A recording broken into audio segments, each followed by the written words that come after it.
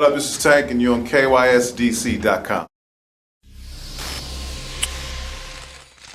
Getting back to James Brown, getting back to Earth, Wind, and Fire, getting back to Morris Day and Time. When music felt like something, you know what I mean? When music had a spiritual connection, when music was about fun and love, you know what I mean? It wasn't just slow and heartbreak and all these things, but people were having a good time being in relationships back in the day. And so I wanted to bring that energy and bring those moments, you know, back to R&B. Those are the moments that I grew up on. Those are the moments that kind of define me, that where I'm at my strongest, when I'm doing music like that. And so that's what this album is. Mm-hmm. Question for you: how did we get away from that, man? As a society, as artists, how did we get away from what you just said? I mean, there are so many dynamics to that. You know, one of the dynamics that I speak on a lot is that, I don't know, I think the older generation stopped reaching back so much.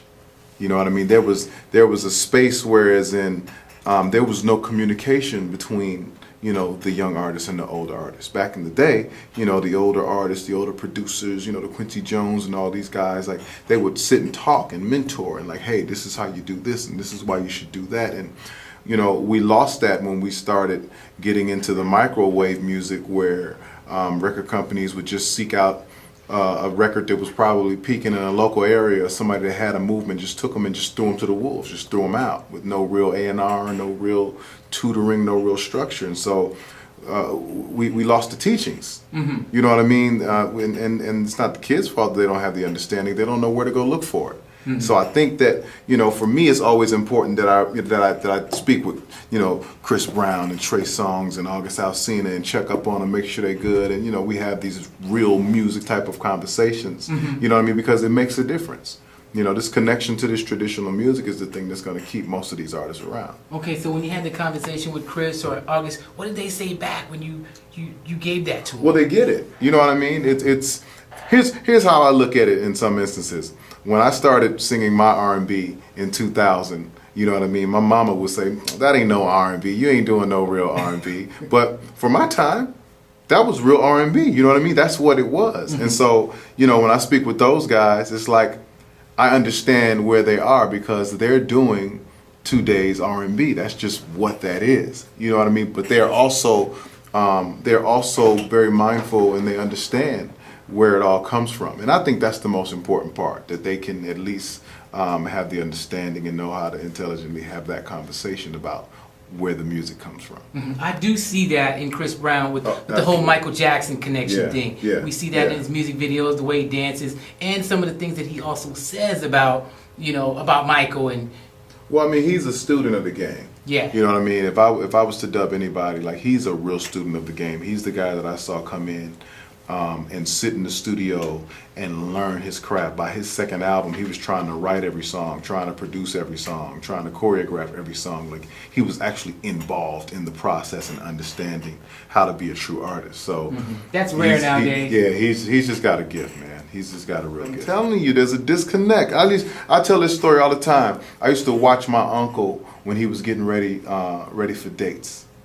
I used to watch him. Because I used to sit in the kitchen. He had to go from his room and go past the kitchen to get to the bathroom. And I used to just watch him, and I listened to the music that he played. You know what I mean? And we cried together. I mean, he was playing real R&B music. He was putting on real clothes. He was putting on real smell good. You know what I'm saying? He was preparing to open the door. He was preparing to pull out the chair. He was preparing to go grab a flower, maybe a card or something. Like that. That was the real. You know, that was a real man. And that's where I learned it from. Mm-hmm. But like I said, those teachings weren't passed down. You know what I mean? We our kids started being raised off of TV and the internet.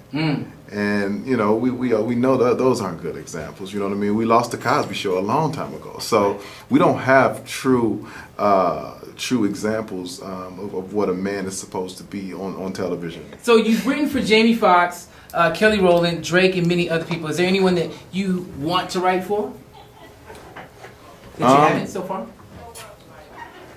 I've written for everybody.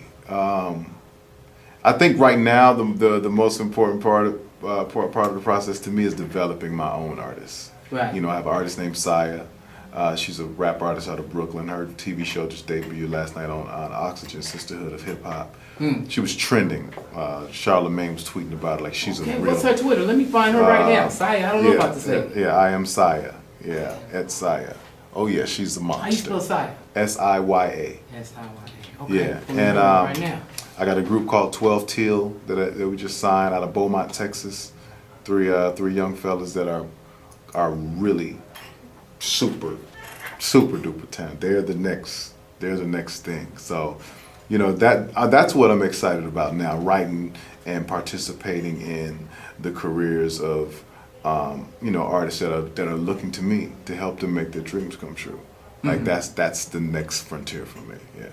Okay, so talk to me about the fellas, the group TGTU, Genuine and Tyrese. You guys still together? Yeah, man, we still together, man. You know, Tyrese is Why out you there saying like, oh, we still together? getting the movie money, man. Ain't sharing no movie money with nobody, man. Of course, Genuine, that's my brother. We signed on for the second album. Okay. So you know, it's just a matter of time. Yeah. That advance is gonna be in the mail.